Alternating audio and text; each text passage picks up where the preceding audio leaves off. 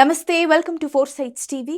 SC వర్గీకరణను అమలు చేయడంలో కేంద్ర ప్రభుత్వం విఫలమైందని, కాంగ్రెస్ ప్రభుత్వం మాదిగల సంక్షేమానికి కృషి చేయాలని టీఎంఆర్పీఎస్ రాష్ట్ర అధ్యక్షులు సిరిసనొల్ల బాలరాజు అన్నారు. సూర్యాపేట జిల్లా కేంద్రంలోని టీఎంఆర్పీఎస్ రాష్ట్ర స్థాయి భవిష్యత్తు కార్యాచరణ సమావేశంలో ఆయన ముఖ్య అతిథిగా పాల్గొన్నారు. ఈ సందర్భంగా ఆయన మాట్లాడుతూ కేంద్ర ప్రభుత్వం ఎస్సీ వర్గీకరణపై కమిటీలు వేస్తూ కాలయాపన చేసిందని అన్నారు. ఈరోజు రాష్ట్ర స్థాయి సమావేశం సూర్యాపేటలో మొదటిసారిగా నిర్వహించుకోవడం జరుగుతుంది. మేము ఎన్నికైన తర్వాత మరి ఈ కార్యక్రమం ముఖ్య ఉద్దేశం 5 అంశాల మీదే నిర్వహించుకోవడం జరుగుతుంది. ఈ కార్యక్రమానికి సభాధ్యక్షులు కత్తి ఉపేందర్, ఈ జిల్లా అధ్యక్షులు వ్యవహరిస్తున్నారు.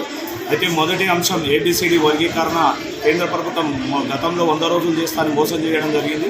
ఇప్పుడు రాబోయే ఏ ప్రభుత్వం ఉన్నా ఏబిసిడి వర్గీకరణ ఖచ్చితంగా చేయాలనే ప్రథమ డిమాండ్తో, మరి అదేవిధంగా అంబేద్కర్ అభయాస్తం కింద 12 లక్షలు ఈ కాంగ్రెస్ ప్రభుత్వం ప్రతి మాదిగలకు కేటాయించాలనే రెండో డిమాండ్తో, మరి అదేవిధంగా గతంలో ఇచ్చిన విద్యా హక్కు చట్టం 2009 ఇంప్లిమెంట్ చేయాలని కాంగ్రెస్ మూడో డిమాండ్తో, మరి అదేవిధంగా పారిశుద్ధ కార్మికులను ప్రభుత్వ ఉద్యోగులుగా గుర్తించి వాళ్లకు న్యాయమైన జీతాలను ఇంప్లిమెంట్ చేయాలనే 4వ అంశం.